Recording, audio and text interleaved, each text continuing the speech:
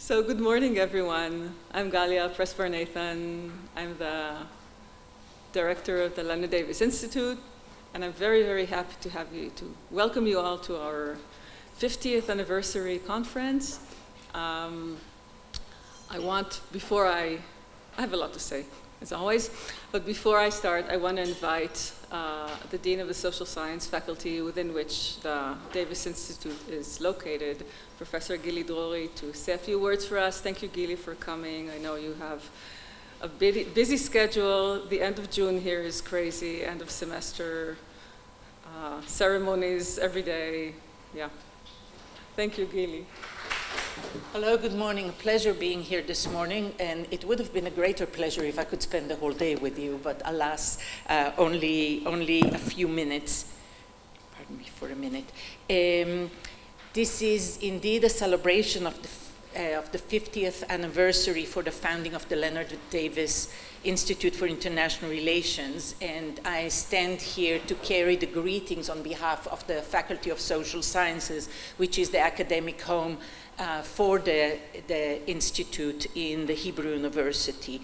And with these greetings, also my best wishes for many more years of research flourishing and for the seeding of teaching and thought at the Hebrew University on issues pertaining to international relations. And our way, people of science and academia, our way of noting celebratory events is to carry a conversation, a research-based conversation, an intellectual conversation on the topics that are at the center of our interest. And that is today not just international relations, but specifically the issue of the global liberal social order.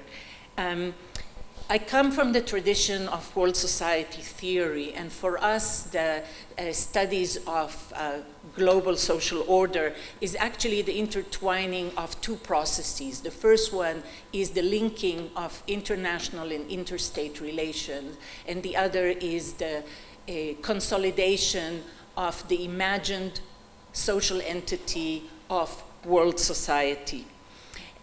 Since the 19th century, on the foundations of enlightenment and the prowess of the West, liberalism has been the backbone of this world society and also the constitutive principle of world polity.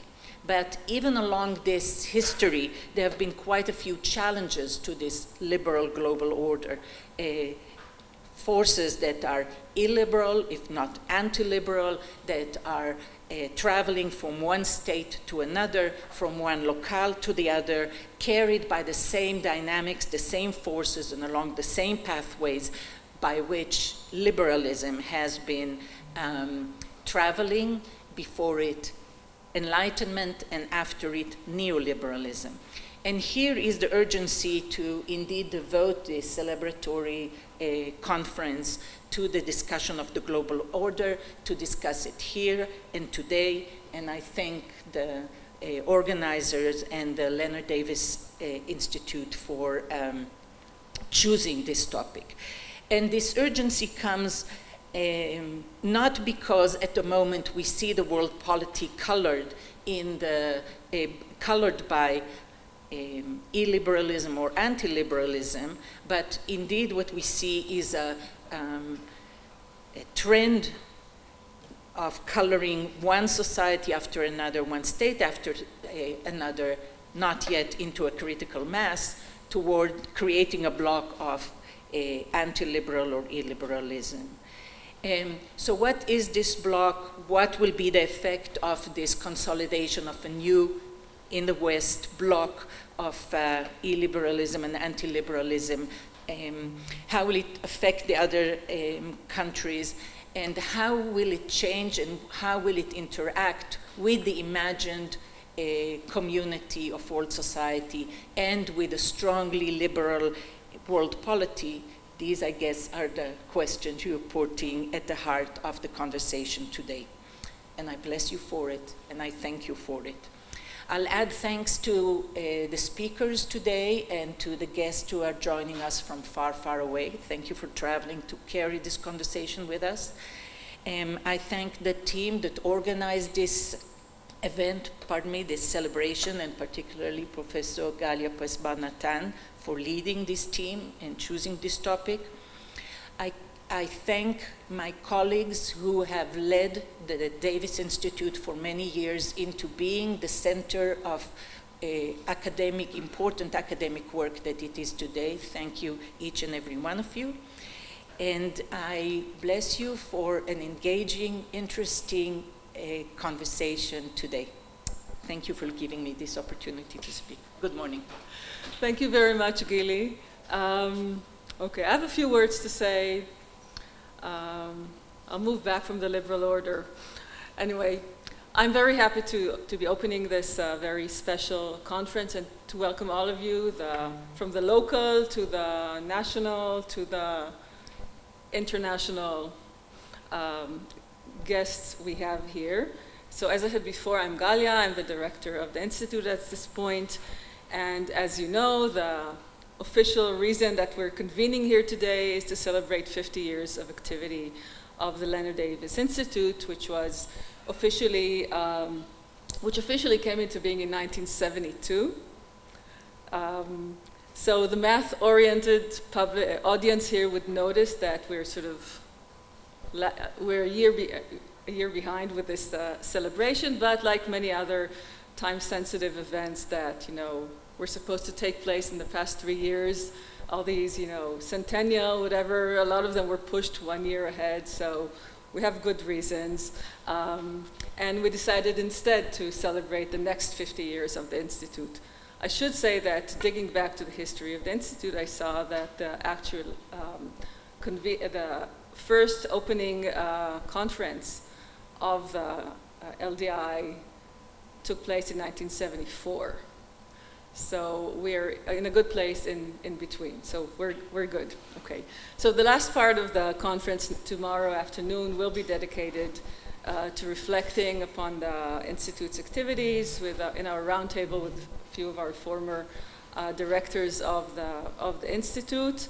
And we are very happy also to host tomorrow Mr. Alan Davis and his wife Mary Lou Duray.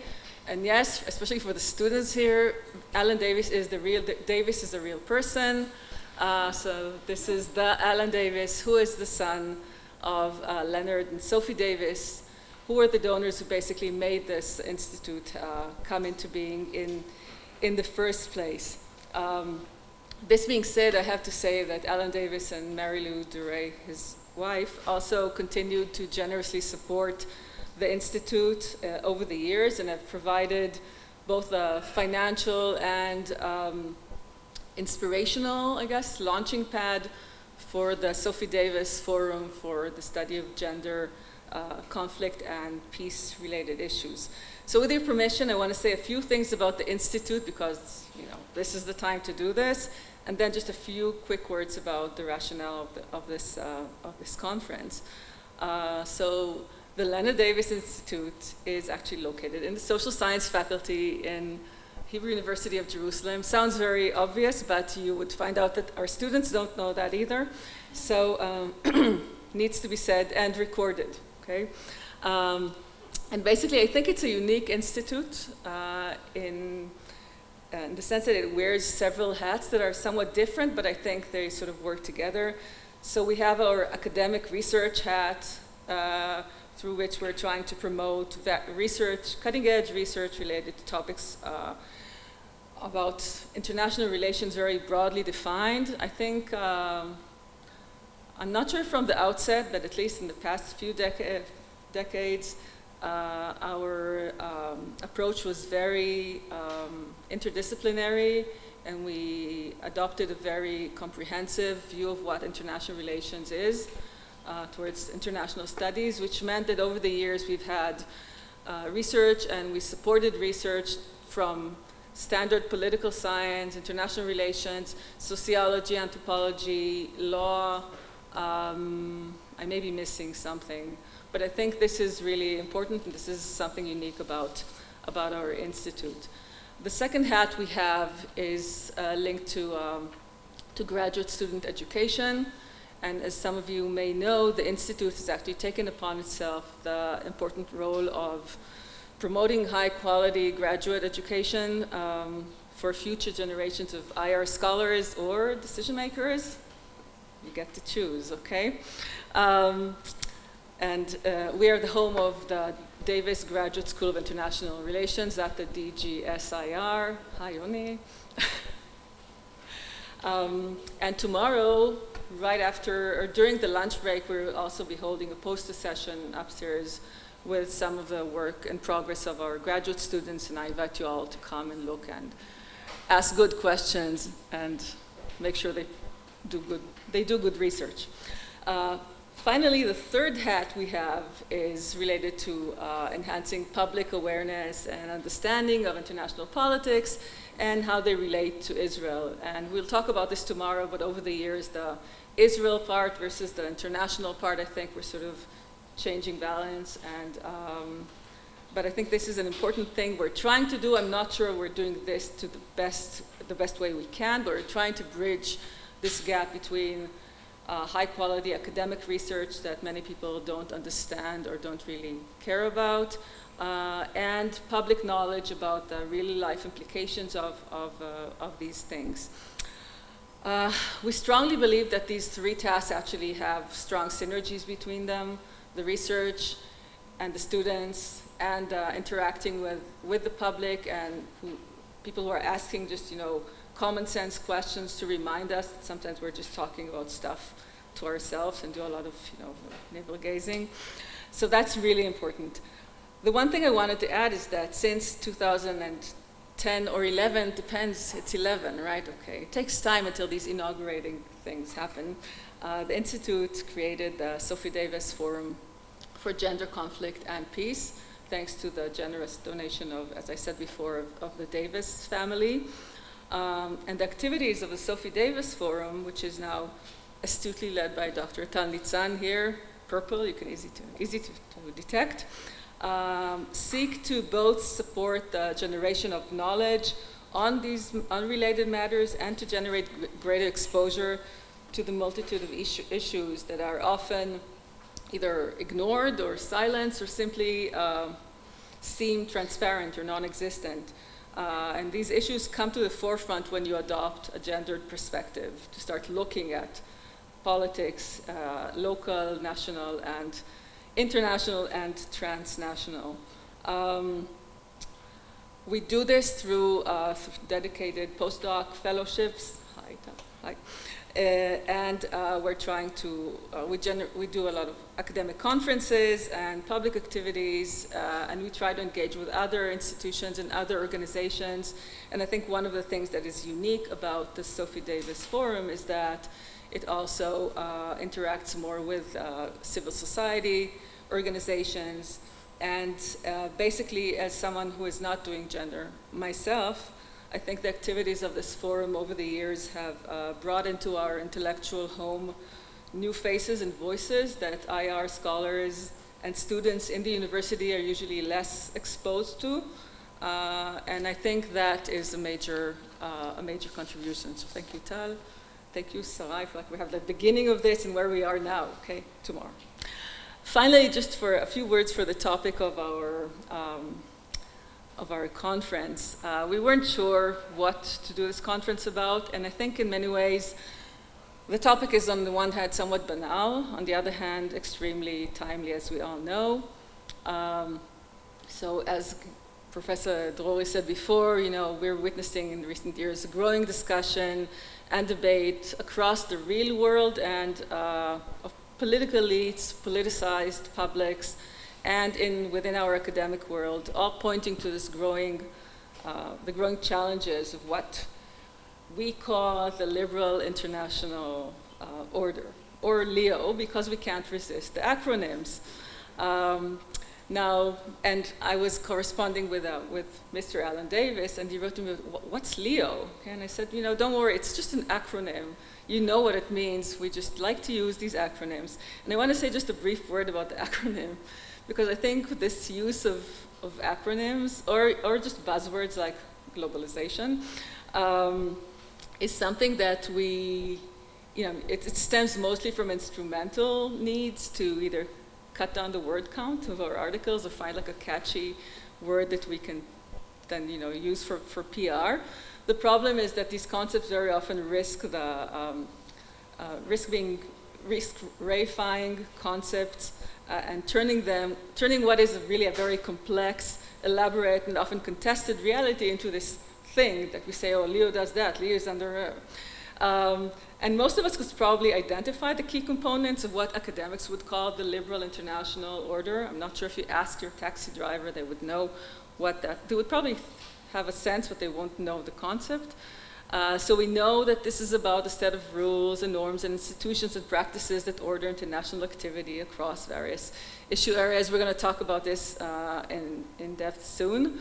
And most of us can probably identify the central challenges to these various rules, norms, institutions, or whatever, and we're going to talk about that later today. But there is, I think there's something there's a very normative working assumption underlying most of what most of us do, and that is basically that the liberal international order is a good thing. I'm not saying it's not, I'm just saying we call this a good thing, that is being challenged and that we need to save it. But as we've witnessed in recent years, both around the world and Israel as well, these assumptions are neither obvious nor shared by all. So the goal of this conference is really to try to critically address these various components of the liberal international order, or our friend Leo, and its normative underpinnings, and ultimately, in Roundtable 7 tomorrow, to consider possible futures to this order. So for this purpose, we brought here scholars holding very different, I think, epistemological and paradigmatic approaches, dealing with various issue areas or with different regions of the world, and perhaps also holding some different normative assumptions and aspirations about the liberal international order. And I won't go through the logic of the conference because it's too late, but that was the idea, to basically bring a group that can deal with mainstream questions of what is the liberal international order, what is international order to begin with, is it viewed differently from different regions, what is the meaning of this in different regions, in different issue areas, and tomorrow, 2073, what's going to happen, we need to do the next 50 years, 2073, where would be the liberal international order. So I'm very happy that all of you are here. I want to thank also for Tal for helping doing the gender stuff, and for Mr. Hanoch Wolfe, who is doing things. Yeah. Yes, who is the administrative director of the Institute, and to Ms. Shirley Lukin. Is Shirley here? No, okay. Anyone participating in this conference knows Shirley because she is making everything work here, so thank you so much for this. And without much further ado, I think we would start with our first panel. So what is international order? So I welcome the first panel to come here. Yoram, please. Okay, we should get started. And much ink has been spilled on the rise and possible demise of the liberal international order.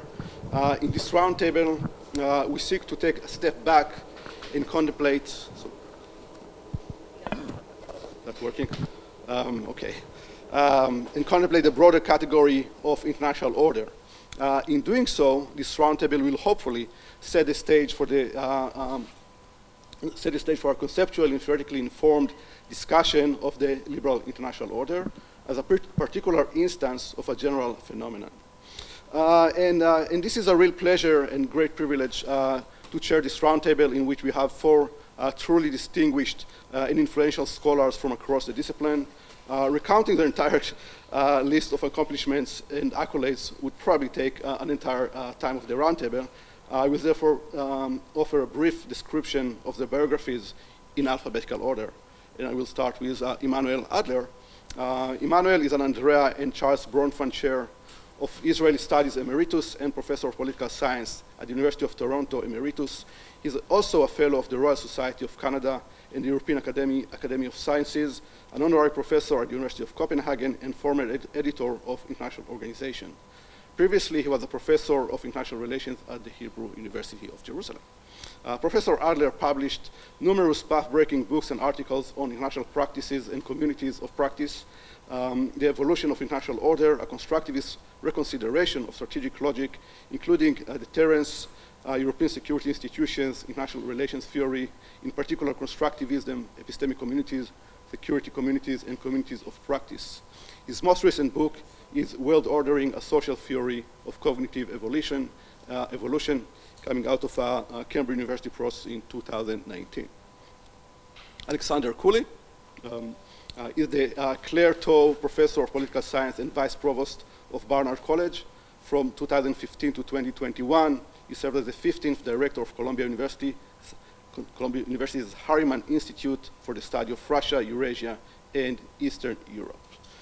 Professor Cooley published several influential books and many articles on such topics as external actors and regional relations in Eurasia and Central Asia, emerging powers and global governance, and international sovereignty and limited sovereignty. His most recent book is Exit from Hegemony, The Unraveling of the American Global Order, coming out of Oxford University Press in 2020, co-authors with Dan Nixon. David Lake. David Lake is a Jerry Ann and Gary E. Jacobs Professor of Social Sciences and Distinguished Professor of Political Science at the University of California, San Diego. He has served as the Research Director of the Institute on Global Conflict and Cooperation. He was the co-editor of the Journal International Organization, chair of UCSD's Political Science Department, as an Associate Dean and an Acting Dean of Social Sciences at UCSD. He is the founding chair of the International Political Economy Society, was the president of the International Studies Association and the president of the American Political Science Association, and is a member of the American Academy of Arts and Sciences. Professor Lake has published numerous pioneering books, edited volumes, and journal articles in international relations theory and international political economy. In his publications, he has pioneered the use of relational contracting in political science to explore the phenomena as diverse as trade, security, and insecurity, international hierarchy, conflict, NGOs, and most recently, state building. In 2021, he co-edited a prominent special issue on the challenges of the liberal order, reflections on international organizations for the 75th anniversary of the Journal of International Organizations, very timely and of course relevant to what we're doing here. Last but not least, Swati Prashar is Professor of Peace and Development at the School of Global Studies, Gothenburg University, Sweden. She's a member of the Swedish Development Research Network and also serves as a member of Scientific Advisory Board of the Swedish International Development Cooperation Agency. She is the co-editor-in-chief of the International Feminist Journal of Politics and serves as on the advisory board of several other journals. Professor Parashar published 2 books and numerous articles and books in book chapters on such topics as critical security and war studies, feminist post-colonial international relations, women, militants and combatants, gender violence and development in South Asia and East Africa. She recently co-edited the Routledge Handbook on Feminist Peace Research and special issue on colonial legacies, post-colonial selfhood, and undoing of Africa in the Third World Quarterly. Whew. Okay, put that back. And now we actually, okay, we still need it. So let's put it back.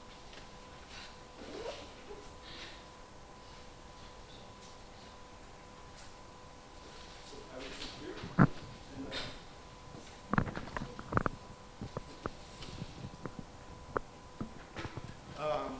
So the way we're going to work, we have three questions that were on the board earlier, but now they disappeared. So I'll read them.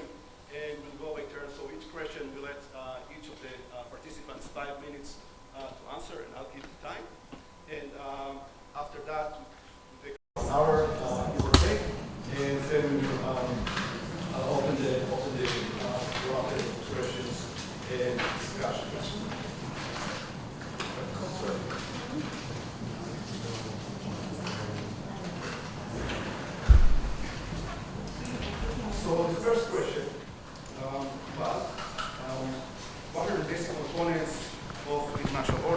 how should this concept be defined?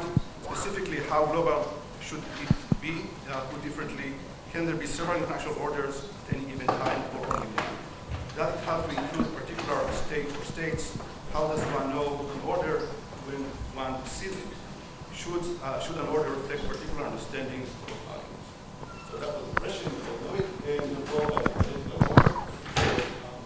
Can you please try to speak directly to the microphone? They can't hear you in the recording, and this is really important for us that we'll hear you for generations to come. Wow. No pressure. And you will keep the questions. I always try to get outside the box. Can I talk for 15 minutes or that will be? Well, we can do it. We can switch. So if you do this, everyone else please. So I don't want to. Okay, I'll try because let me use just a couple of minutes in our reading an answer, a summary that is an answer to the question. An international order refers to the structural relationships and shared understanding between nations and states that guide their interactions, typically encompassing economic, political, and security domains. The basic components of an international order are nation-state, international organizations, non-state actors, norms and rules, formal and informal institutions. In terms of scope, there can be several international orders existing at the same time. Whether an order reflects particular values is contingent on the foundational principles of that order. I'm cutting can here. International orders typically emerge from periods of major global conflict and upheaval when existing structures are insufficient or have collapsed. Both spontaneous emergence and orders, the occurrence of orders are possible, and the content and scope of an international order can significantly affect its resilience to challenges. Well, I agree a little bit with what I read, and I say that because I didn't write it. It was GPT-4. I posed the 4 questions to GPT-4, and that's the answer I got, which I would say is the traditional, kind of classical summary of international order. So I'll just, because I was surprised I was going to talk about the whole thing. My approach is very different. It's an epistemic approach to international order. It deals with all those kinds of things, and states and organizations and so on and so forth. But my approach is the software of the hardware. Hardware are the states, international organizations, us, people, etc. But my approach is what happens, you know, in the backstage. And I follow in the steps of bigger shoes than mine, like Ernie Haas and John Ruggie. And I have been working on this approach ever since.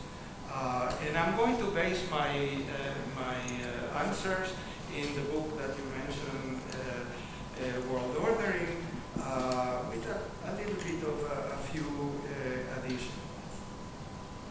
So let me start. Sorry, I was just going to. So I conceive of world ordering as multiple, overlapping, and interacting international social orders that cut across institutional, organizational, domestic, international, transnational boundaries. They're always emergent in a state of non-equilibrium. Some order clash, while others are mutually reinforced and never entirely settled. Consequently, the existence and relevance of any social order depends on the ability of communities of practice. There may be a few of you who have not heard this concept before. I would be happy to add later on. and reproduced by the constitutive practices and background knowledge that ascribe meaning to material and social reality. But I have a systemic, and this I didn't have in my book, a systemic notion of world ordering, because lots of people insisted, pushed me into that thinking. And I base it on Anne Sweetler's concept of anchoring practices, fundamental practice that anchor other practice and organize world orders. In our times, I conceive the world of being ordered by interconnectedness vis-a-vis disassociation practices. These are the anchoring practices on which all the other practices that form and the knowledge, which include values, scientific knowledge, ideology, etc., order the world. In the past, perhaps it was domination and coexistence, perhaps even more in the past it was imperial, colonial, and emancipation. But an approach that looks at the contestation between communities of practice of interconnectedness and disassociation creates the potential for social order systemic evolution. So, yeah, I'm done with the first part. But I still believe that the most important thing, which I'm going to refer to a little bit later, are the multiple orders that are overlapping and which I refer to as international social orders. Okay. Thank you very much, Manuel.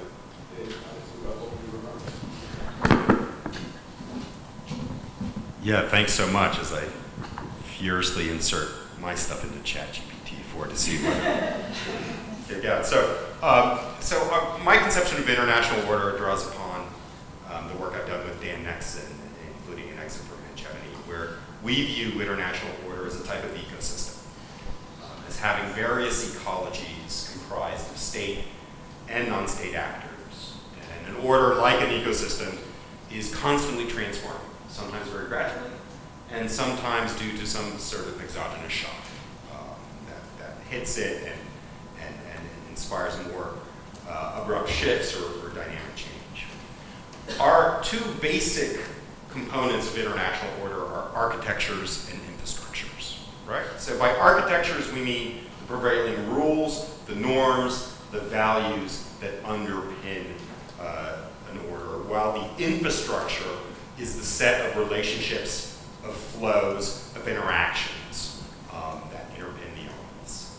So international organizations for us, institutions, actually have elements of both. They are defined by their architectural values and principles, the reason for being there, and then their infrastructures can vary. Some do a lot. They extend into international society. Some have enforcement mechanisms, albeit imperfect ones, and some make regular links to other parts of the ordering ecosystem. But architectures and infrastructures. And so you can also think about kind of non-IO infrastructures, right? So the United States, vast global network of military bases overseas, for instance, is a state signature infrastructure of the U.S. within the international order. Some would say that the Belt and Road Initiative is China's signature, one of China's signature kind of ordering global mechanisms.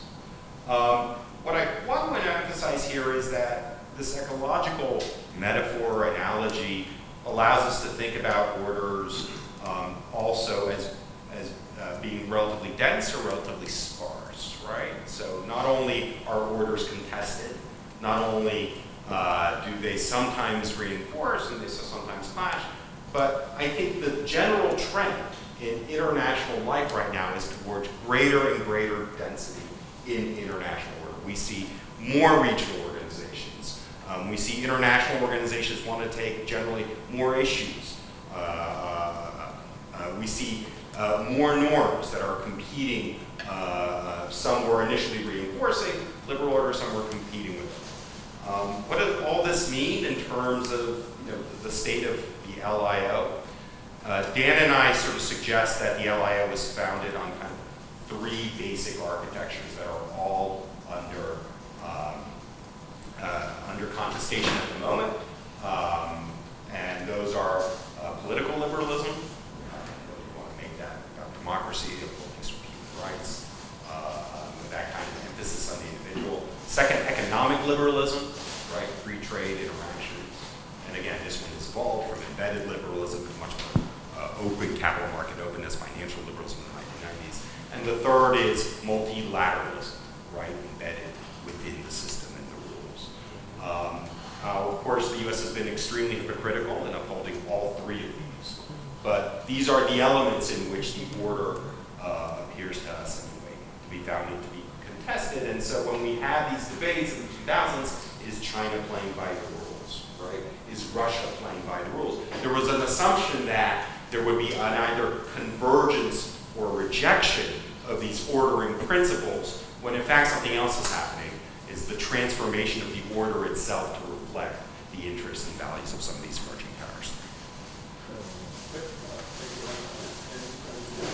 Thanks. It's a privilege and an honor to be here today to talk about the international order.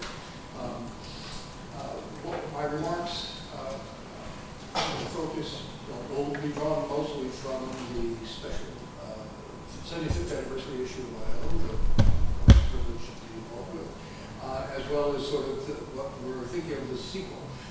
Angie Winger, Tom Suisse, and I are in the midst of editing a follow-on book, which will focus more on what we're calling deep contestations of the international order, which I'll talk about probably the second question rather than the first two. But beginning with the question of what is international order, how we define, how many actors, how many orders are there, all of those things that we were asked to focus on here. I don't think you're going to find a great deal of disagreement amongst the panelists here. We use different words and slightly cut into the problem in slightly different ways. But at the fundamentals, I think we're on relatively similar ground here. I think of orders as pattern structured relationships among units without necessarily limiting those units to states. And orders can either be spontaneous or intentional. Spontaneous order, think in the physical world, molecules, atoms coming together in a molecule is a spontaneous order, right? It's structured, it's patterned in predictable ways, right? When we're dealing with the international order, it can either be spontaneous or more intentional. Spontaneous orders result from the uncoordinated actions of human agents. If we think about the balance of power, Ken Waltz thinks about it in very much these terms. Right? It's not, nobody intends there to be a balance, but through the actions it produces a pattern of relationships. Right? But they can also be intentional, where actors come together to construct and enforce rules that govern the social order. And here, taking on the same example, if you think about the balance of power through the lens of Morgenthau, Kaplan, Hedman Bull, it was very much sort of an intentional order, a sense that you had to sort of follow the rules of that order as they were developed. In intentionally constructed agreement-based orders, principles and norms are going to be more evident. They're going to be more closely connected to the rules. They're designed in a way. And they're going to be probably, although this might be a bit open, more consistent in practice as a matter of the understanding. At any time, there can be multiple orders coexisting. The liberal international order coexisted side by side, parallel with the United Nations order. Some of the rules are the same, but there are distinct rules in those two. Both the Rio and the UN order were also existed simultaneously with many regional orders, if you alluded to the sort of groups of states. What's unique about the liberal international order, I think, though, is that it's both universal and open at the same time. It's characterized by an ad hoc set of principles and norms to which states could pick and choose. It's an a la carte menu. embrace free trade and free capital movement without necessarily accepting the principles of human rights and democracy. Right? So it's sort of an odd order to try and think about, because it has a core group of adherents who have accepted most, if not all, of the principles, norms, and rules of the liberal international order, but there are countries who adopt bits and pieces according to their own interests and predilections here. Again, identifying exactly what the liberal international order is, who's in the core and who's not, is an analytic question. It's just much like the balance of power, right? You can, your analytic perspective is going to guide your interpretation of exactly who's in the order to what degree. And this suggests both an ambiguity in the international order, which, and that's going to produce both a source of tension within the order. What are exactly the rules, whether they apply to who they apply to. But it's also a source, as I hope we'll talk, about potential threats to that order from the confusion over what the rules are and how they work. And I'll stop there. Great. Thank you very much, David.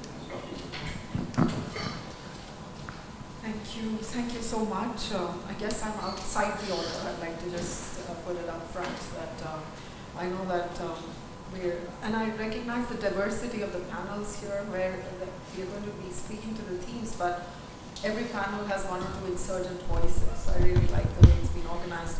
Congratulations to the Davis Institute. I think it's a great opportunity to talk about these things.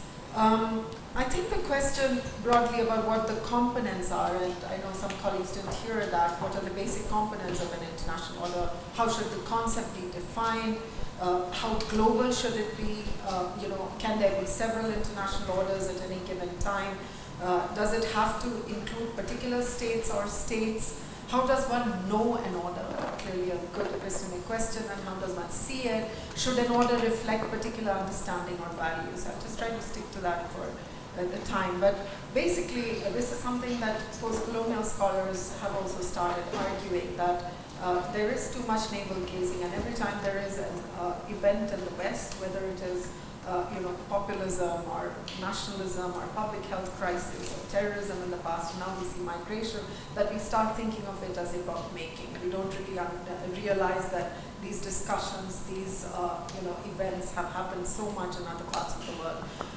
So I want to just start with the idea that, of course, it's an illiberal global order. It's an illiberal, international illiberal order. I'm not even sure that a lot of us are using the term liberal anymore. And the reason why it has survived for so long is because of its illiberalism in many ways.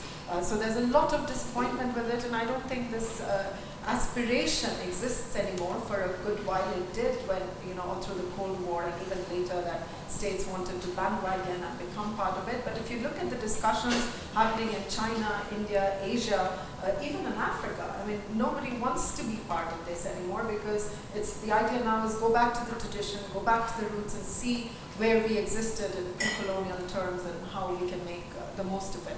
Not without problems, let me point out, but there's a lot of questioning of that. So in terms of the liberal values that that are being questioned, who is deserving and not deserving? Of course, it's hierarchical. On whose behalf have rules been made and who is ordering it? And I know we discuss that tomorrow. Decolonization has been a project throughout the time that the international liberal order has existed. So the benefits of this order and its values have always been for a few, and large parts of the world and people have existed outside it, right? And when you think about states and human rights, and states particularly as so integral to it, I have to cite this example of the Pashtun leader Bacha Khan. Most of you might be familiar with his work. He was very a close associate of Gandhi. His son and his family were always treated as traitors in Pakistan because they did not agree with the partition of the country. And one of the things he said to a journalist way back in the 70s is that, because they were questioned that why don't you agree with the idea of Pakistan? Why don't you belong to the state? And he said, I have been a Pashtun for 6,000 years, a Muslim for 1,300 years, and a Pakistani for 25. So you can't expect me to be part of this state system. So even the idea of who belongs to the state and who is part of the state system, the limits of national citizenship are not issues that we've resolved. So basic components, of course, it's a hegemonic, hierarchical order, rule makers and rule takers, and rules don't apply to rule makers, and that's really evident here. No hegemon, no order is how that would be seen as. Compliance, convention, and cartel, the 3 C's, are expected of states and societies that don't want to bandwagon. And there is, more importantly, there is castigation. You are thrown out. You're considered outside the order if you don't comply with the rules here. And of course, institutions, not just in terms of ideas and concepts such as democracy, sovereignty, plurality, rights, privileges, which have all been considered to be sourced from Western values, but most importantly, territoriality that we don't really talk about. Previous orders were not about territoriality, or even the orders that exist right now, which we will talk about. So illiberal cartography, I would argue, came out of decolonization, where states were carved out by people who were not even part of those geographies and those societies. So it's something to be said about territoriality.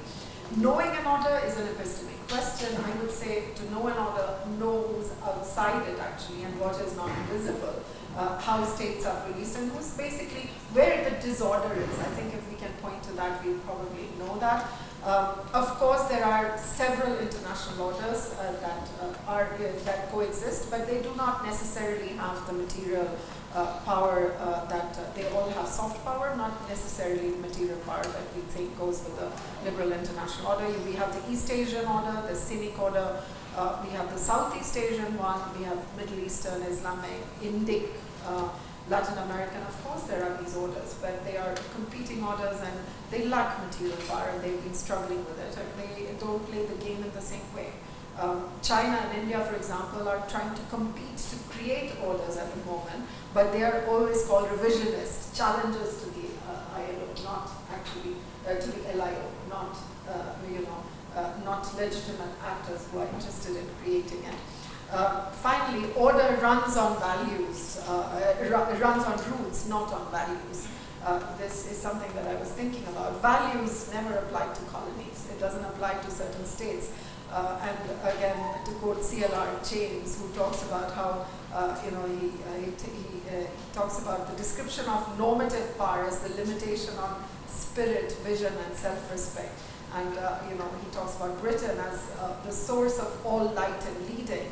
And what he said was to admire, the colonized people were to admire, wonder, imitate, learn. Our criterion of success was to have succeeded in approaching that distant ideal, in this case the liberal order. To attain it was of course impossible. So of course values, very important, but values not for everyone, so of course it thrives on rules. It's the illiberality of this order is what makes it more resilient than the others. And soft power is a derivative of its material and economic power. So there's much to be said about how it has policed people, societies, institutions, being hierarchical, excluded, marginalized, and we're talking about it because a good part of the world, which was invested in preserving it, suddenly finds itself in very contradictory situations. So I'll stop there. Thank you. Thank you very much. Thank you very much, Swati, and thank you for everyone for keeping with the order I'm trying to establish here. With that in mind, we'll turn to the second question, which is how does order emerge and how is it sustained? In your view, how much attention should scholars devote to such factors as power, norms, and technology when thinking about this question?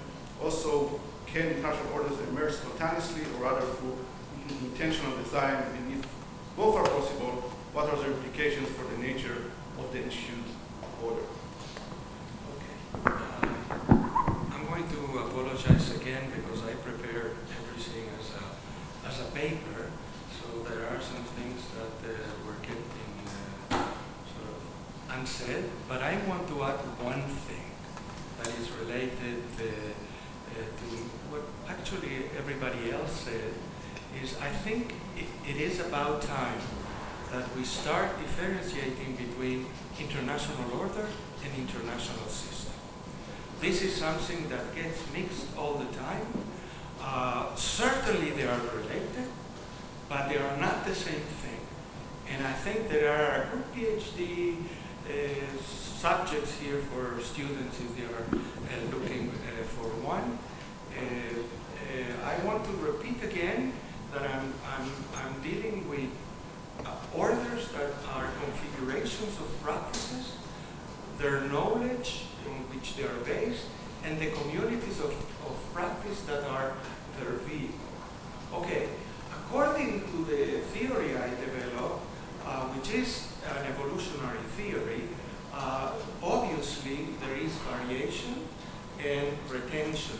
So what I call creative variation, I mean the processes of innovation and experimentation by which practices and values and norms and all the knowledge on which they are based are developed. But they depend on the selective retention of innovation, which are processes that are both horizontal and vertical expansion of these practices and of this knowledge, having not the time to explain much further about the horizontal and vertical expansion, but it deals about the scope of these practices, communities of practices, etc. Now, what about power? I see powers actually as a field of forces. I borrow this from physics, but I don't see these in physical terms. And these fields of forces empower the practical epistemic authority of social orders. What matters, the most important variable, if I can say so, of social orders is the practical epistemic authority that an order acquires. And this is because of a field of forces. I'm working now on AI, for example, and I see all kinds of fields of forces that have to do sometimes with what we do in Facebook. You know, so there is a lot of things that happen with corporations, with states, and so on and so forth, that affect the practical epistemic authority, and which enable also for a community of practice or a constellation of communities of practice to overcome the contestation by other practices and communing, thus enduring and remaining metastable.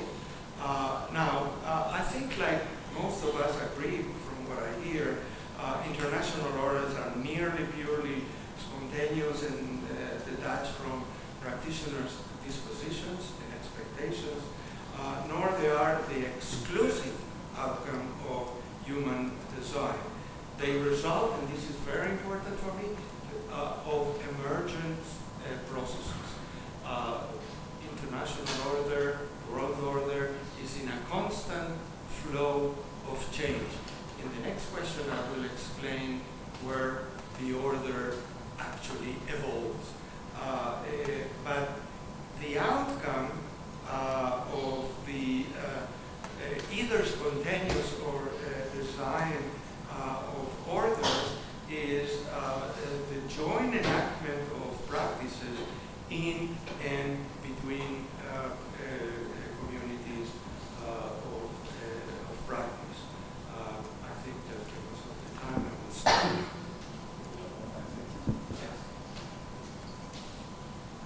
Yeah, thanks. So, sources of change in the international order. Well, you know, this triangle of the LIO, right, political rights, economic liberalism, multilateralism, is inherently unstable. Right?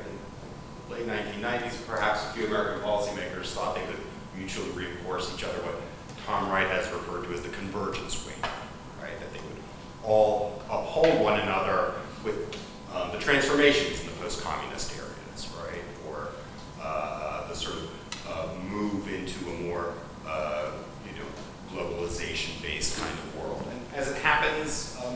fundamental contradictions in the interactions of those three.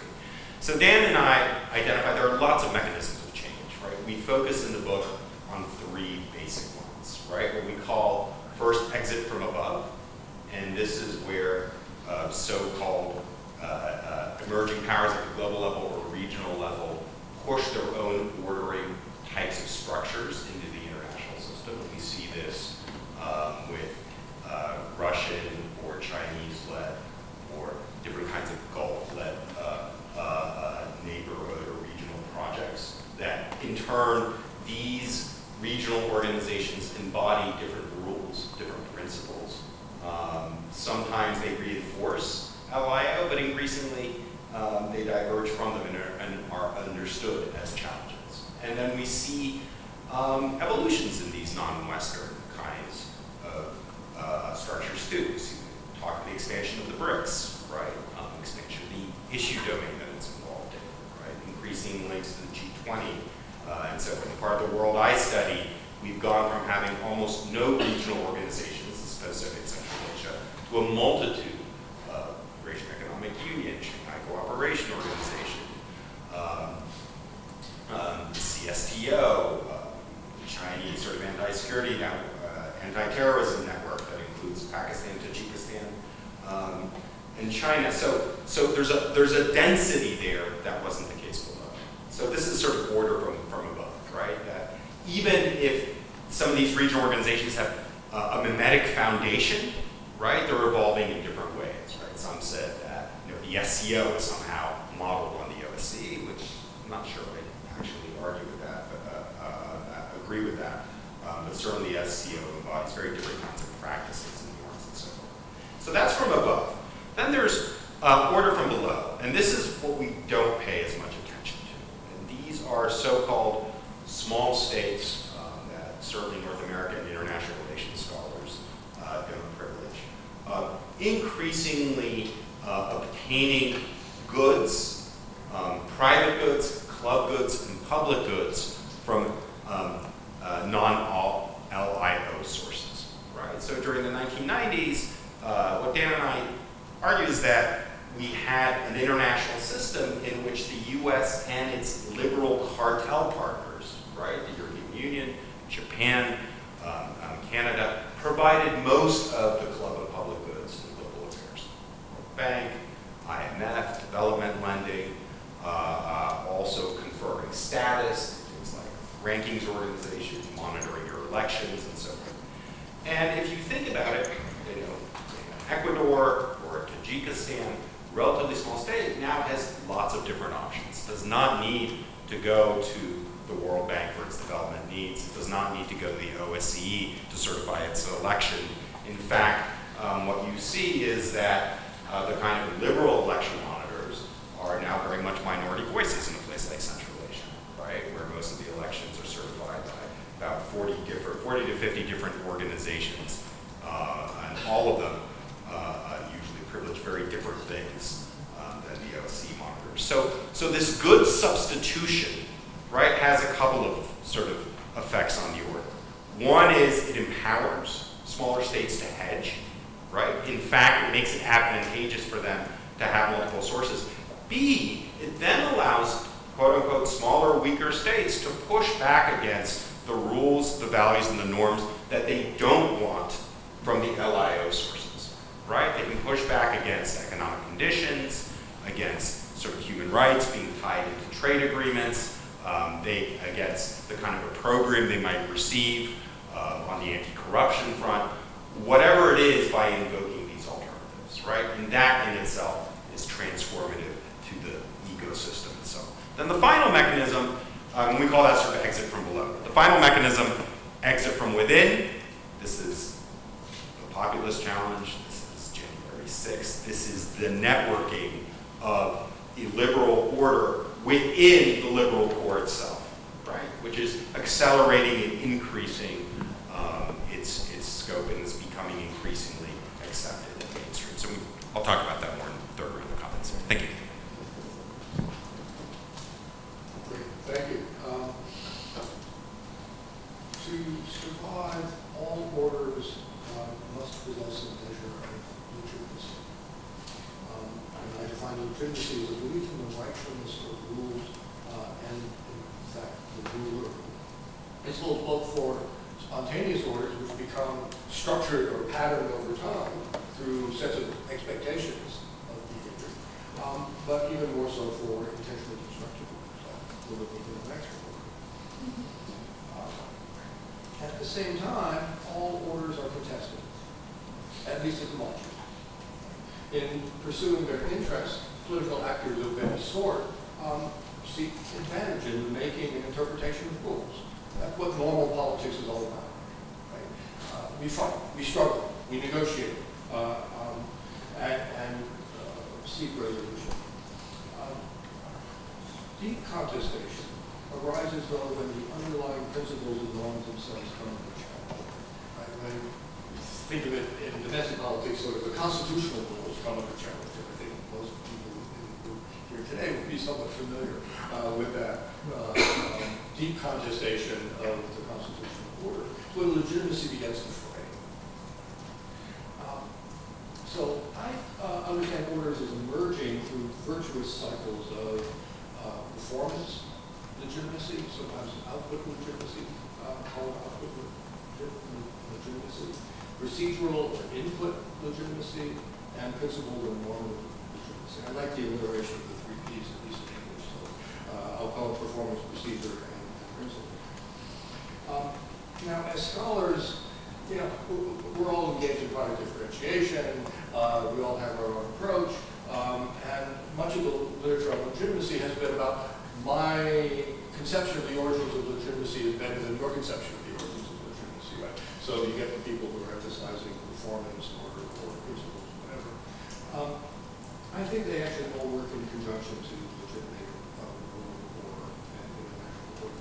Principles condition what are regarded as the procedures, procedures influence outcomes, outcomes then affirm the principles, which in turn then affirm the procedures. It's sort of a virtuous cycle, if you will, here. And when the three P's are aligned, individuals and communities approve of the interlocking forces.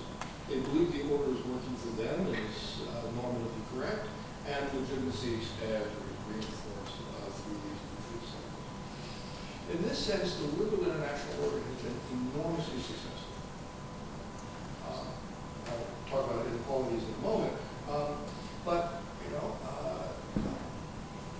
more states are democratic now, despite the backsliding that's going on. More states are democratic now than any other time in human history. Human rights are moving forward. There's sort of an arc of history that tends towards the improvement of human rights. Long distance to go, but it is improvement. And free trade, free capital movements have lifted more people out of poverty than any other time in human history. That said, there's lots of inequalities. Right? Market principles produce diverse outcomes. Right? We know that. Right? And these inequalities we'll talk about in our third section. Right? This is the threat to the liberal international order as it now exists. But we shouldn't lose sight of the enormous progress that has emerged that in turn reaffirms the liberal principles, procedures, and outcomes of the liberal international order that have made it legitimate. In terms of some of the other questions, powerful states, of course, are important. They act as catalysts for the international order. It was certainly greater than in the case of the international order. But it's not just a product of power. And technology brings new opportunities and constraints. It can influence the evolution of the order, but there's often unintentional consequences. Technology, I think, is more a driver of the process. But to focus on any one of these factors, I think, would be far too narrow in our understanding of the origins and evolution of the international order. Rather than focusing on one source of legitimacy at a time, I think we need to think holistically about how these virtual circles work, and unfortunately now in the current period has begun to evolve into vicious circles of decline. And I'll hold your attention, I hope, for the next section as we talk. Thank you. I think the question, we've all answered that, but I was also thinking, can there truly be an inclusive international order, right? So we can go back into history and say there have been several orders, there continue to exist different orders, different regional orders, but can there be something truly inclusive? And that's a question for many of us today working within critical spaces. No order, of course, lasts forever or is even consistent for long periods of time. No order acquires a very pluralistic, inclusive value system, and contradictions are inherent. You can treat it as an order, and of course legitimacy matters, as we've just heard, but narratives matter too, narratives about the order, right? Who's talking about it and where the order is visible and who is part of it and who is not.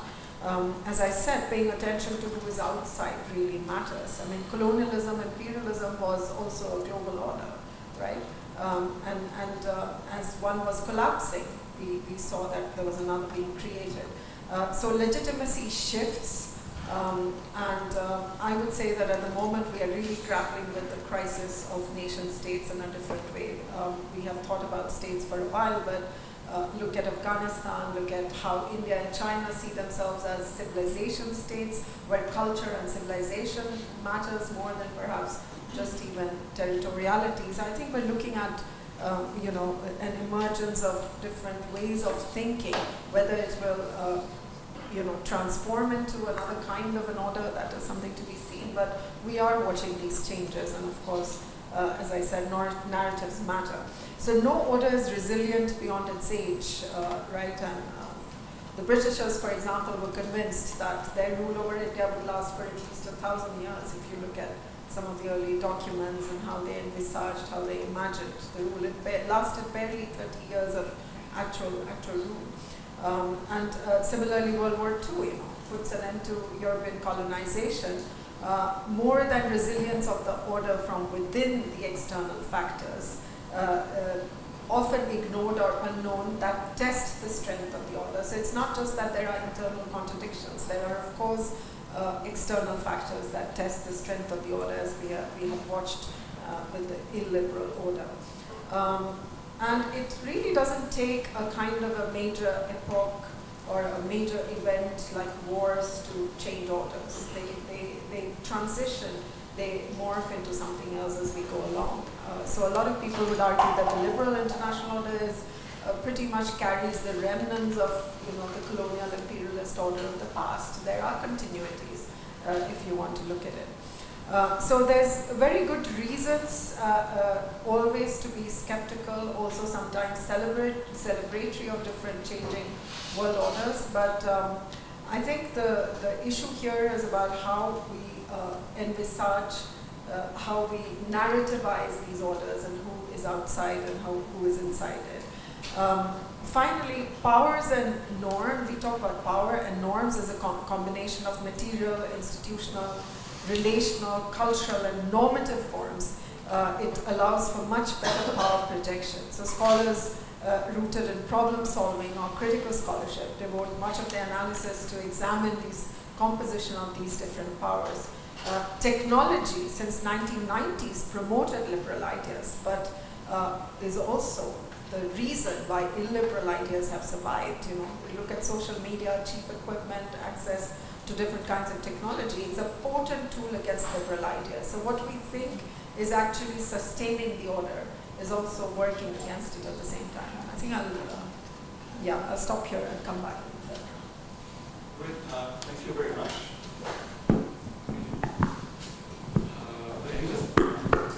Let's read the third question, and then I'll turn to you. So the third and last question is, what are the relationships between the content and scope of an international order and its challenges? Are certain orders more resilient than others, at least with respect to particular types or sources of challenges?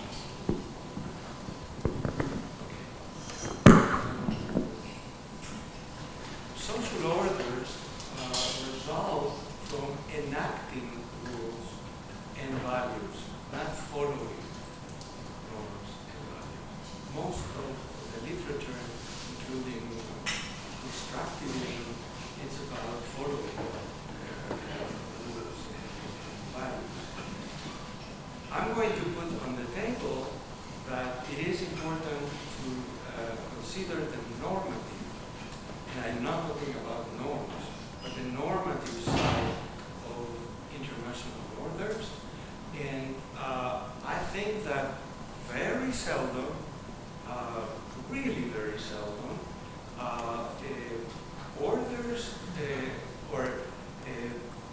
practitioners and communities of practice enact what I can call better practices. Not best practices, that's something for corporations, better practices. In my case, and here I put my cards on the table, is when the practices acknowledge our common humanity and the value of human life, and epistemic rights to justify true beliefs and epistemological security as primary entitlements. We see how, for example, right now, the so-called post-truth phenomenon is actually disrupting not only what we have heard, so we can put together the order, whether it is nation states and norms and all, everything that GPT said, and now my colleague said that as well as myself. And this is why I put an emphasis on this. Now, resilience, and here I'm going to go back to the question of change. David, you refer about this vicious circle. I think the vicious circle is not like this, but it's like this. Okay? It evolves. And I refer to resilience then as a changes below some kind of intersubjective threshold. Orders are changing all the time. Their legitimacy is being contested, sometimes more or less. They change as we speak. They are changing, but there are some times when the practices and the knowledge about the order, practitioners, because this is about people as well and their expectations, they say, here goes the neighborhood. And then the neighborhood goes. And this is what happened at the end of, that is the fall of the Berlin Wall. And that's when there is an evolution of the order, not just the continuous change of the order below a threshold. Now, however, and here, I have been very, very abstract until now, on purpose. But world orders overlap. That's how they change. They do not change like choice or just like this, but there is an overlap. So for all the pundits who said that we are in a new world order, no, we are not. We are in an overlap between the past order and the new one that is becoming, which we don't know for sure how to categorize. Whether you are talking about the US and China or technology and all practices that are being practiced until now, including putting in the use of force and so on and so forth. But there are liberal elements. They are not gone entirely. And the new that we are going to be talking in the next few minutes about illiberalism mainly coming from within, as you said. It's not anywhere, and there are pushbacks as well. We will have to wait until tomorrow evening to see what's going to happen in the next 50 years. Fine. Thank you. Great, thanks. So I'll just I'll make one point and then give an example that was not in the memo. So my point, very much in line with some of the comments Swati made, is that I think one indicator of the legitimacy, as David talks about, of the system is whether regimes view it as status confirming or not, right? And so in the 1990s, early 2000s, there was status to be gained from, outwardly anyway, conforming to different aspects of the LIM, joining Human Rights Treaty, joining BITS on the economic sphere, participating in global governance. Did you mean it? Maybe you did, maybe you didn't. But you had to do it, right? You had to signal that you were engaged and that you were doing it and so forth. The very fact that we're having this conference, the very fact that we are now questioning, right, the LIO, looking at all of its different contradictions and tensions and alternatives, it's no longer status confirmed, right? And so to me, that really signals a rupture. Now, there'll be debates about what should replace it, which of these multiple orders, but the very fact that, quote unquote, smaller, weaker states openly question, right, the LIO, sort of don't view it as status enhancing anymore, I think is significant, right? And are willing to break, are willing to hedge, are willing to adopt, multiple norms and counter norms to those offered by the LIO is a sign of our times.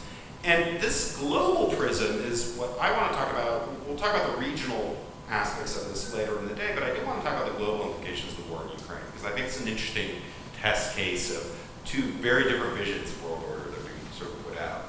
I think when the war first brought out, we had a kind of a textbook example of the liberal ordering cartel falling in line in this sort of unprecedented unity, right?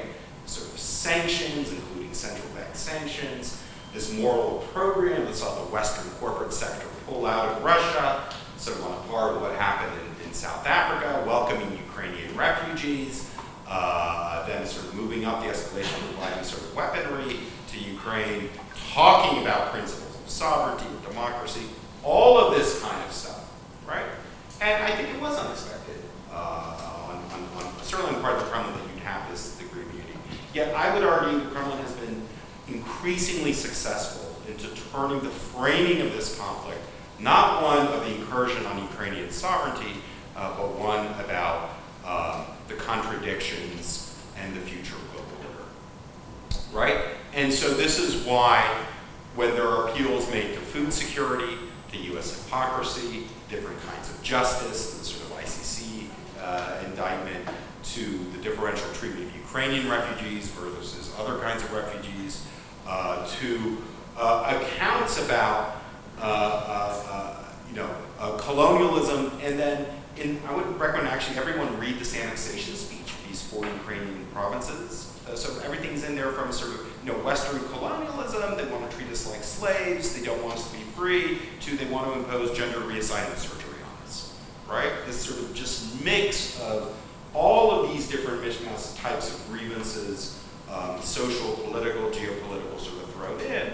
And so the Russian wager at the moment, right, is to find as much resonance, which is much dissatisfaction of the LIO in places like Africa, Latin America, the Middle East, and so forth.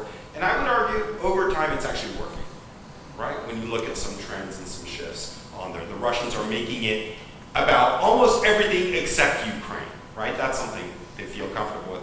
And sort of the final thought on this, just what's interesting to me is that we might emerge from this conflict possibly with a different world order, but it's not one that necessarily Russia's going to retain the same status or same degree of power as it did as the main revisionist power in the LIO. And I think that's one of the kind of really interesting things, and maybe the contradictions of the Russian position. Turning to our third question, as long as that no order lasts forever. And I think we have to, any discussion of the LIO needs to keep that as a background context. There's no reason this should be preserved in its current form. Through contestation, orders evolve, and I'm quite sympathetic to Emmanuel's vision of my virtuous and vicious circles. I think there's spirals that go off at an angle or something. I don't quite know how to describe that, but when they're unable to adapt, orders become more deeply contested. Right? When they can no longer sort of adjust to the existing and changing environment that they're in. Reversing the virtuous circle that I was talking about before, when outcomes are unsatisfactory according to existing standards, support for principles of blame, political entrepreneurs may promote alternative norms. Those norms themselves may then undermine support for procedures that have been previously accepted that have produced the unsatisfactory outcomes. Right? Things begin to unravel. You can cut into that vicious circle in a way. principles become contested, and that leads to outcomes. It doesn't really matter, right? They're self-reinforcing as the vicious circle takes hold. And when the vicious circle begins to contest sort of the constitutional norms of the order, this further disrupts performance, right? Calls the principles into question and eventually invodes support. And it's here that deep contestation emerges in order to either change or fail. Either adapt and recover or fail. In my view, and here, just to reaffirm for those of you in the audience who might have the impression that I'm a material rationalist, looking at you about the market.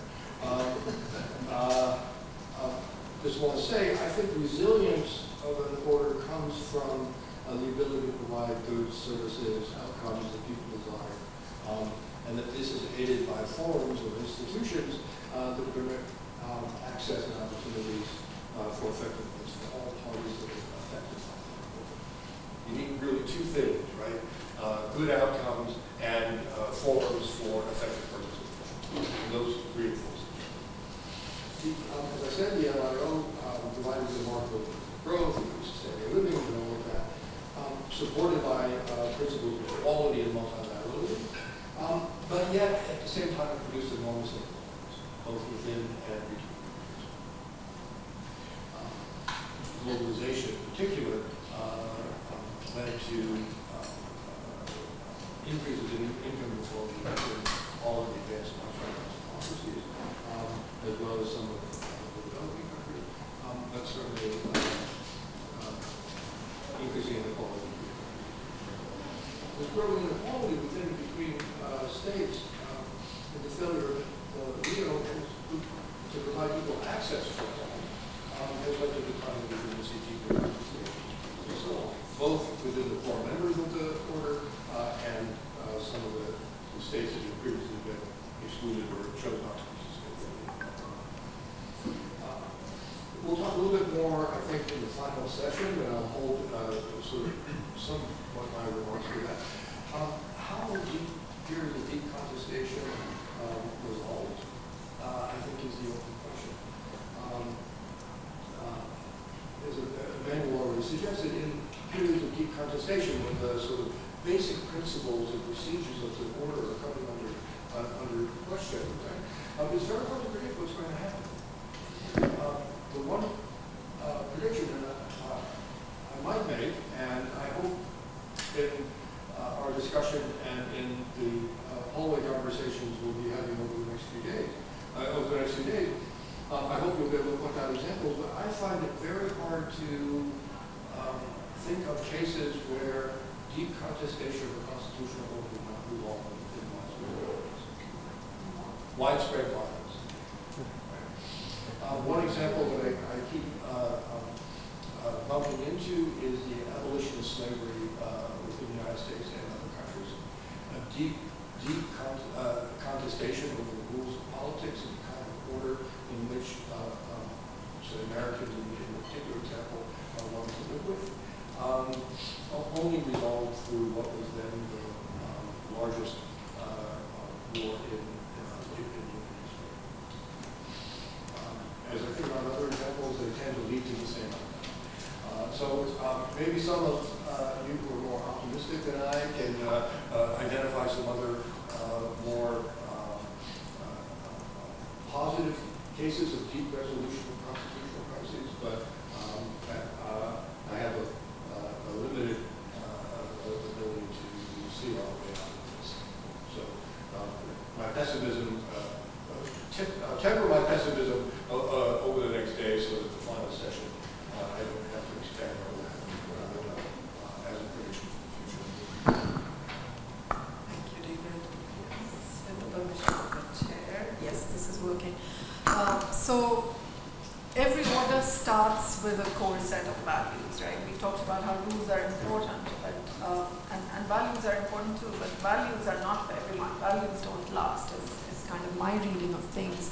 And the idea is to make these values, to propagate them as universal values, but basically they crumble under their own contradiction. I mean, just look at how the liberal order has survived, or if you think it has survived, is only because of its illiberality. So I think it's illiberalism that makes liberal order thrive.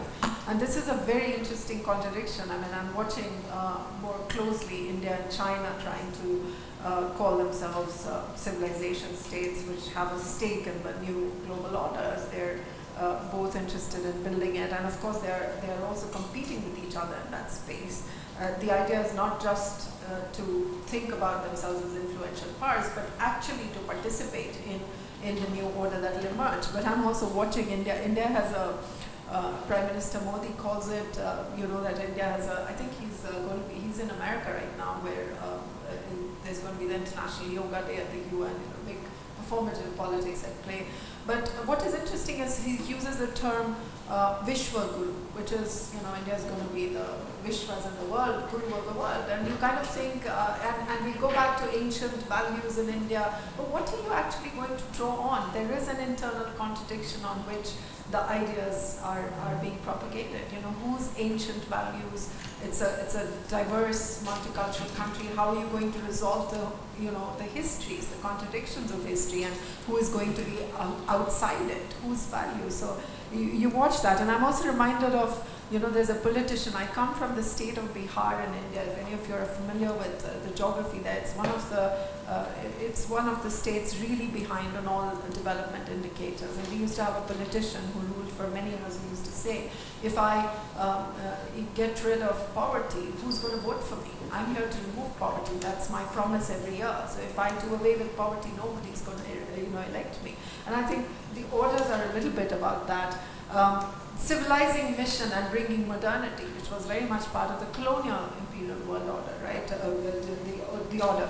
It survived only because they treated others outside them, denied their humanity. So it was always constantly this idea that somebody has to be brought in, the notion that somebody's outside this threshold and they have to be pulled in. So this outside and inside, that boundary making is really critical to this.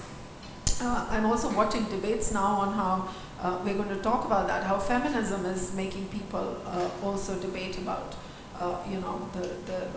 the idea that whether it is coming from the West or whether there are indigenous forms of feminisms, how do we reconcile them? There's a lot of debate within that as well. And you see that even within the Sinic order or the Chinese, how they are thinking, and I'm sure there are more colleagues who are better informed than I am to talk about it. So the core values always tend to diffuse and also absorb potent local values and norms. So you start with the idea that there are core values that will dissipate, that will spread, that will be universal.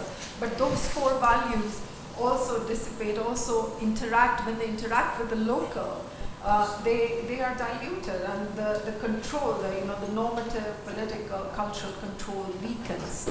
And this is what Ashish Nandi talks about in Intimate Enemy, the colonizer and the colonized. Even the values of the colonizer changed. Colonization itself changed in so many ways and acquired different vocabulary. So ideas, values affect all, and everybody and every order relies on propagating a core ideology, but it never remains central to its project. It always crumbles under that. So no order is resilient beyond its age, as already I think something we've all talked about.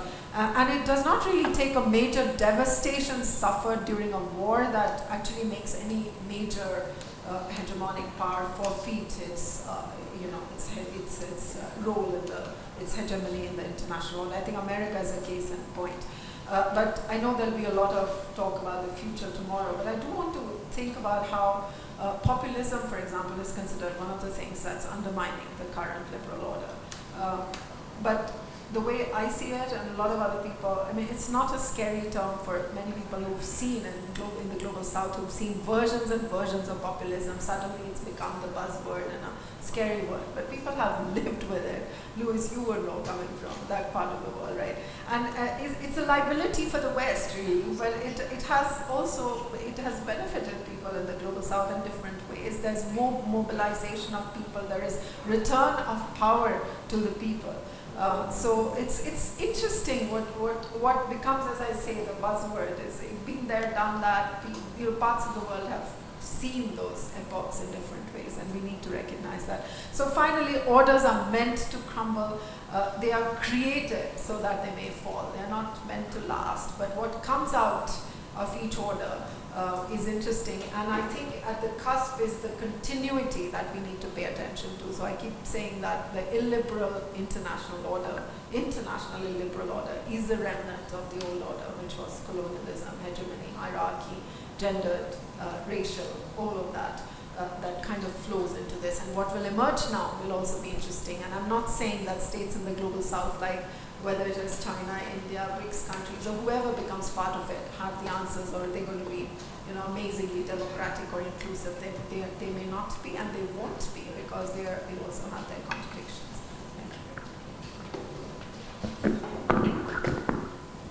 Thank you very much to all four of you. These are really illuminating comments and memos. I really appreciate it. I guess as the chair, some of you mentioned that there's a lot of agreements between the panelists, but I also see some disagreements. And I guess before I open the floor, I have one question for each of you, and please don't answer it yet. After I ask the questions, I'll open this up, and we'll see how much time we have. But let me ask with you, Swati. I think it's fair to say that you emphasize power in your understanding of order. And to me, that's contrast, at least to an extent, with David's emphasis on legitimacy. And I was wondering, how do you see legitimacy in the way you see order?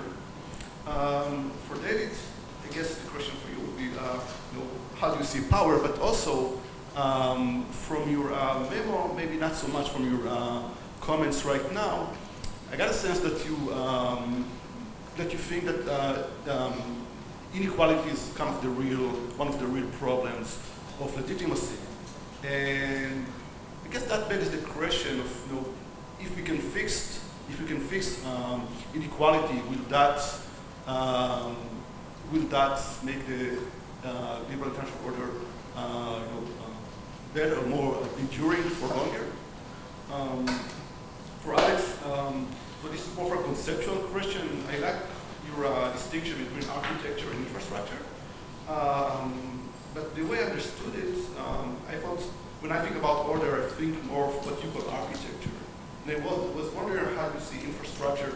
To me, sounds more like a foreign policy thing. Is that part of the order, or is that something that states or actors do within the order? So how do you see the relationships between these two concepts? And finally, for Emmanuel, this is something you did not mention in your comments, but in your memo, you make an interesting comparison to Iraqi, right? And you say Iraqi emphasized three things: national regimes, Islamic communities, and multilateralism. He created and in one paper. Well, but I'm getting to you, not to him. You say I have three different communities of practice, Islamic communities of practice, and international participatory stewardship. And I was wondering if you can explain a little bit what you mean, especially the last one. I think is international participatory stewardship same as multilateralism, or is this completely different concept that you don't really? So is there a parallel to Iraqi? I thought you never asked where it So these were my questions. Again, don't answer them yet. Let me open the floor. Let me just first 15 minutes. Okay, so we'll collect questions for 5 minutes, then we'll let you each answer them for 2 or 3 minutes, and then we'll wrap up. Please, when you ask the question, introduce yourself. Well, that'd be useful, yeah. Okay, all right. I'll stand over here.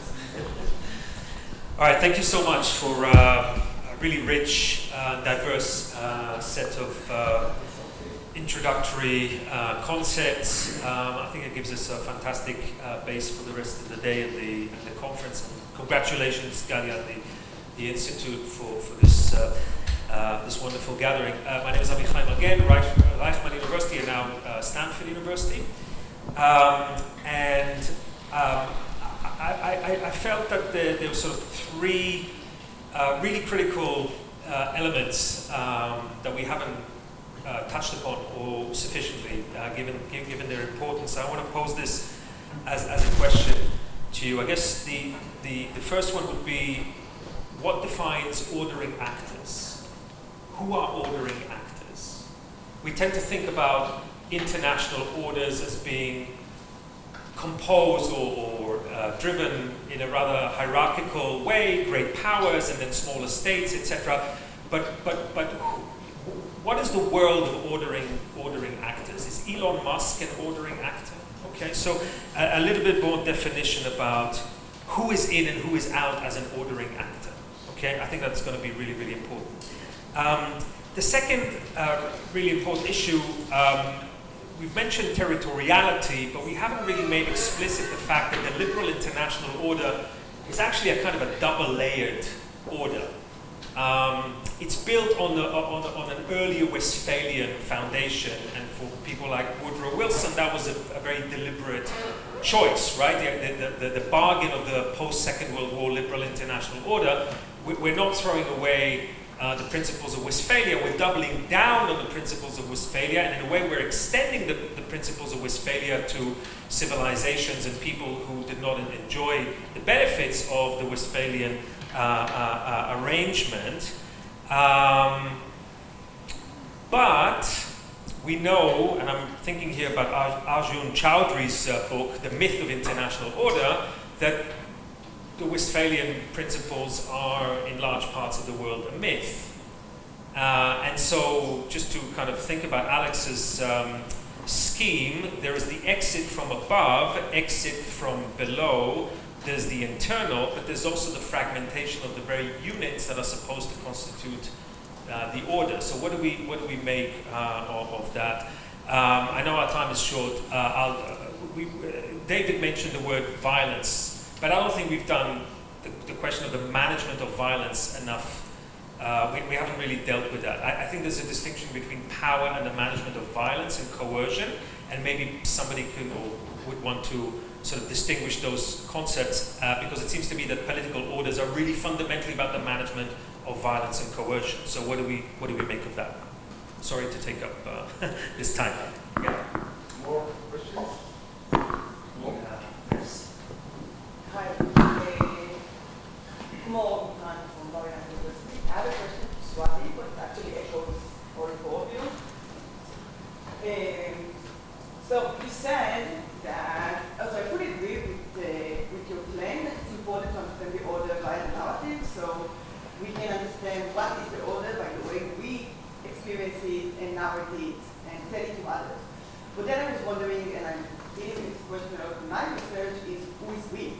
So we have so many we's, and we can speak of we scholars that theorize international order, and we the community of states, but then within this community of states, if it exists, or exists in our imagination, there are multiple other we's of states, and also we have a lot of we's non-state actors who also have competing narratives of the international order.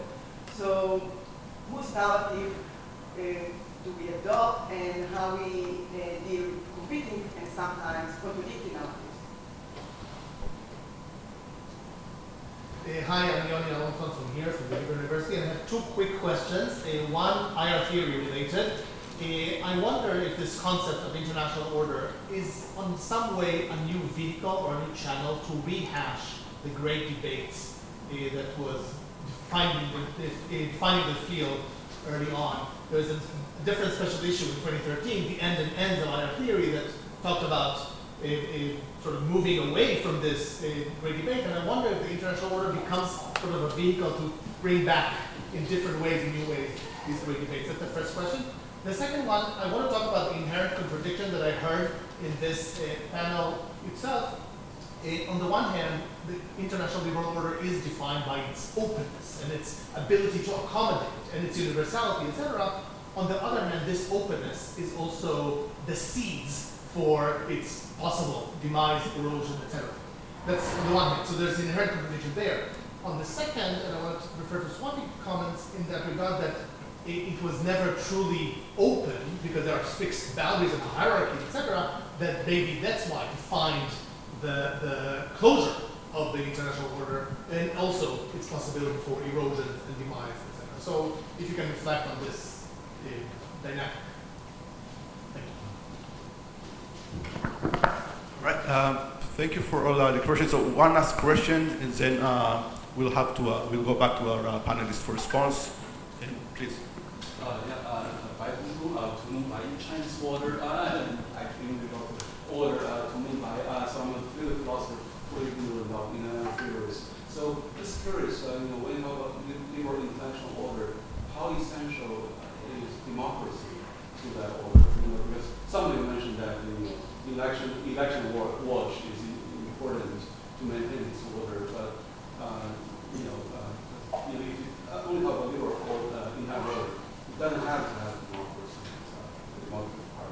And related to this, when we talk about the change of international order, is it the change of actors or the change of order? Because one issue is with the rise of China. China keeps saying that we're trying to maintain globalization through market. How sincere is a different issue, but that's the claim, right? So it seems that they're trying to be this new box of this order, but then it's portrayed as a challenge to the existing order. So how do you what's your take on that? Thank you very much. I'm turning back to you. I realize we're only scratching the surface at this point, but fortunately we have 2 more days to discuss all these issues. So I'll try to be brief, and then I guess we'll go for a break. So I'll go from the back to all the way to your questions, and just with a few words. Democracy, crucial, more crucial than almost everything else than we have thought. Notice when pundits, foreign affairs, foreign policy, etc., began to say, "Oh my God, the order is changing," when democracy began to falter in where it was, especially the big powers that are democracy, not China and the United States. No, that was not it. Orders and systems, I like that because I was at the creation in the first conference, and everybody talked about systems, Kaplan and so on and so forth, and everybody now talks about orders. This is why I said, let's explore better the difference, we are theorizing here, what's the difference between an international system and international order, and why are we now focusing on order? That's even a question we need to ask ourselves. I don't have time to answer. Narratives? Yes, of course. I totally agree, there are multiple narratives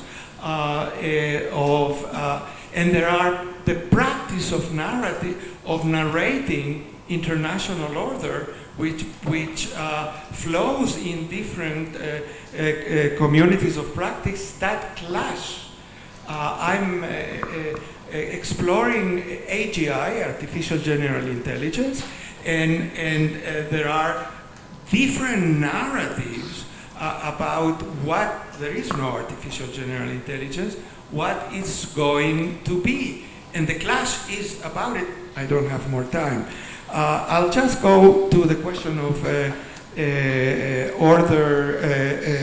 ordering actors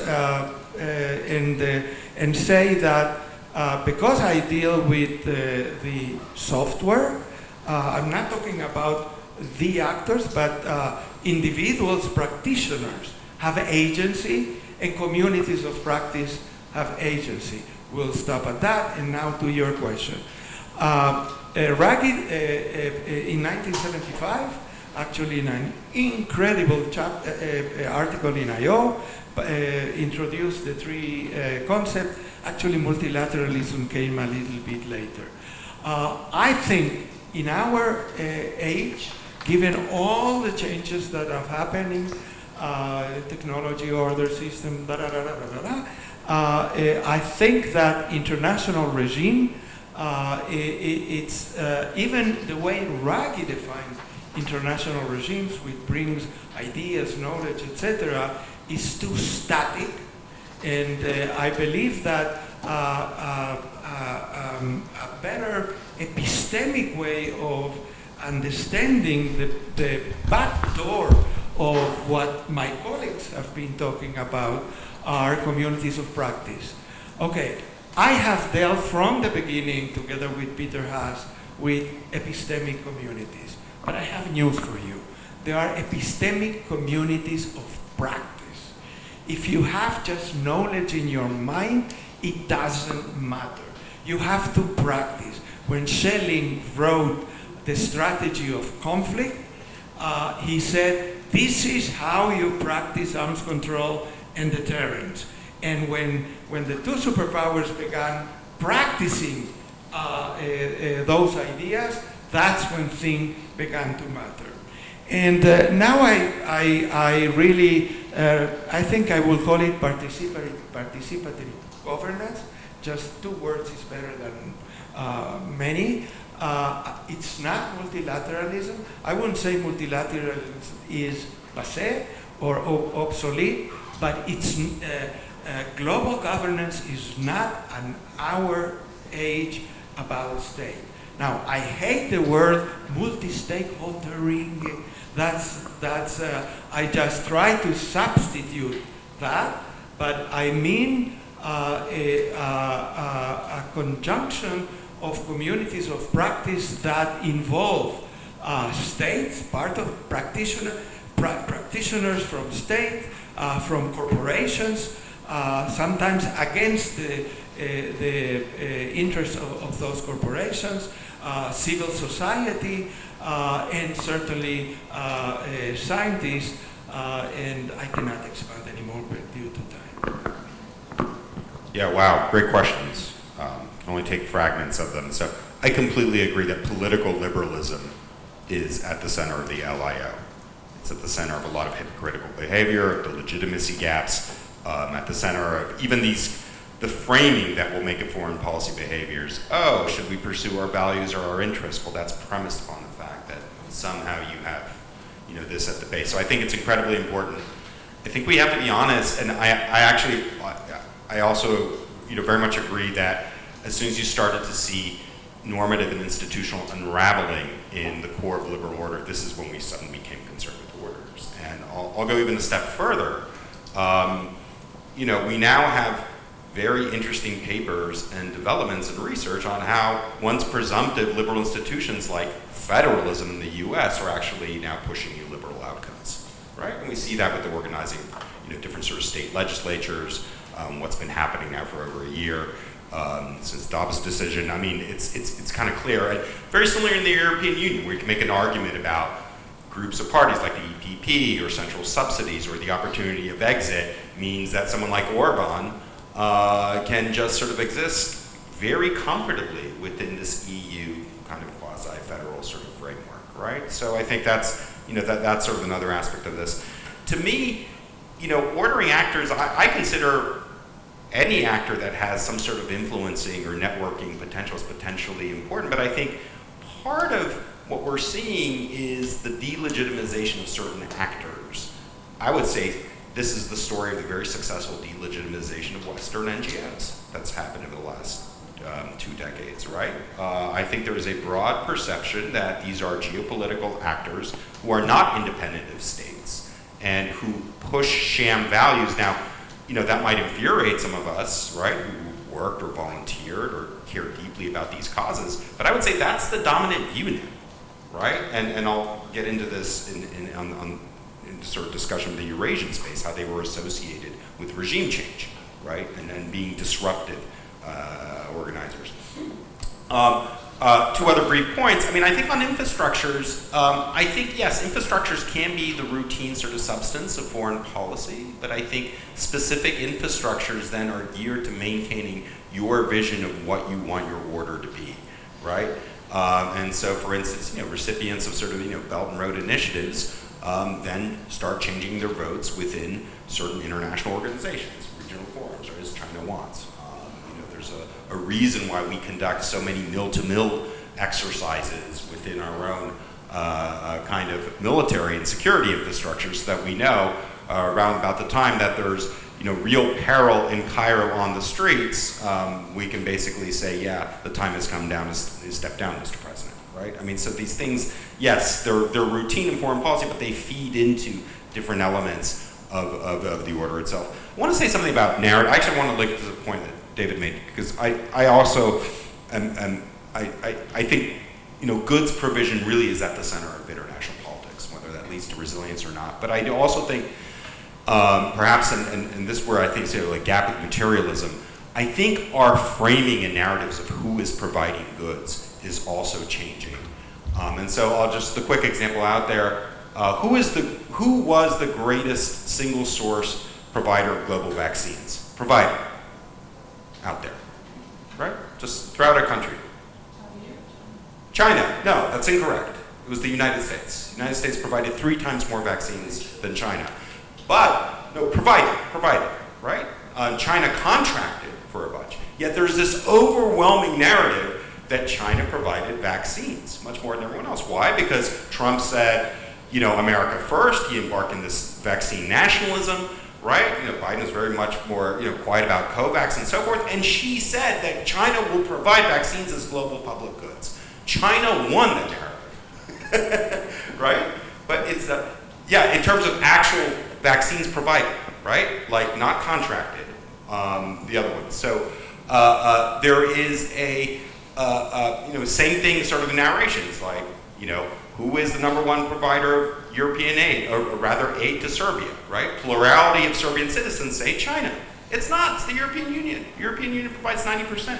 Yet there is, I think, intertwined with this goods allocation, goods substitution battle is a question of framing, right? And I actually think that is where a lot of the political resonance comes from, that there are perceptions that countries are providing much greater proportion of goods than they might actually be.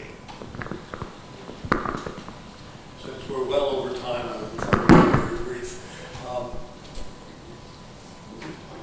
Rules do manage violence, but that's not necessarily their primary intent. It normalizes politics. Powerful actors, however, get to set the rules. Right? Powerful actors are not necessarily states. In some areas of the political arena, it's private corporations, NGOs, and so on. But all rules are set by powerful actors, more or less. And so the rules are never neutral. No one intends to produce a rule that's going to benefit everyone. The powerful actors want to produce rules that benefit themselves, and to the extent that they improve social welfare. That's sort of a byproduct, if you will. So inequality is particularly a product of the liberal social order. And it's that inequality that lies at the source of the challenges, both within and from outside of the order. In fact, the liberal international order in many ways was structured precisely to limit the voices that would interfere with liberalism. Right? One example, this is the Goldstein-Gulati paper in the Iowa volume. Right? The U.S. trade policy making process was designed to create, to limit the influence of protectionist influence. Right? Congress is cut out, interest group access is cut out through the special trade representative's office, precisely so you could adopt a policy of free trade. That is illiberal in procedure that produces a liberal outcome that's desired by some people. That's just one example of the larger process in which the LIO rests on particular procedures and principles that are themselves unequal in access and outcome. Yeah, lots of good questions. Thank you for that. I think for me, power and legitimacy speak to each other, but power is important. Discursive, material, cultural, normative, whichever way we see and define power and understand it, from which flows legitimacy. And I cannot give myself legitimacy if I cannot back it by some kind of power. So I think that also applies to communities and states which are fighting for space within the system, within international order, or even thinking of an alternative to it. So I think power and legitimacy are connected in that sense. Also, the ordering of orders, great question. I was also thinking of individuals, but institutions and social movements. I mean, in the last few years, what we have seen is in many parts of the world, and also in the global north, south, states are asserting their power, but there's also a backlash from communities and social movements and groups of people who are demanding space. And one good example is of the farmers' protest in India, where the government had to change policies and laws and say that, okay, we are changing this, because for months the farmers camped in Delhi and protest, and right now we have the restless protests going on. It's quite a phenomenon if we are not paying attention to it. It's a new kind of politics where power has returned to the people in a very interesting way. The ordering of violence is true, but also the outsourcing of violence, if I can say so. I mean, right now in the last few years, yes, violence hits home with racial violence, or with the pandemic, with other kinds of violence, with the refugees and other kinds of crisis, terrorism. But for a long time, the liberal order was about managing violence elsewhere and outsourcing violence to other parts of the world, even to manage it. I mean, who was managing the war against the Taliban? The Pakistani army, and so managing violence in that sense. So many these is a great question, but I also think that that question, first of all, there are obvious answers of who's excluded and who's not. The idea that there are multiple narratives, multiple stories, shouldn't stop us from first seeing where the visible, absolutely glaring inequalities are, right? Like it's whiteness and it's male-dominated, hierarchical, liberal order that we're talking about, right? If we can sort that out, and then we turn our attention to who in India, as I pointed out, there are debates also in the global south among feminists. Tomorrow we'll hear that we're not exactly on the same side of things. We are conflicted about which women, how to talk about them, our own positionalities, locations. So I think we're debating that, right? Multiple storytelling, and how do we come to terms with it. Openness to accommodate has never been there. I stick with that statement. Who does it accommodate? Who has the liberal order accommodated, really? And who is it aspirational for, is a question to be asked. So I think continuity to me has been important in all the different orders, or competing orders or contestations. Continuity, not complete replacement of one order by the other. And democracy is a good question. I won't answer that, but recently I think VDEM, is it called, what's the full form of VDEM, Karen? Yeah, very right. Thank you for that. So they, in Sweden, political scientists come up with this indexing of democracies all over the world, and they have their own, they've been doing it for years, they've just been given a very important prize.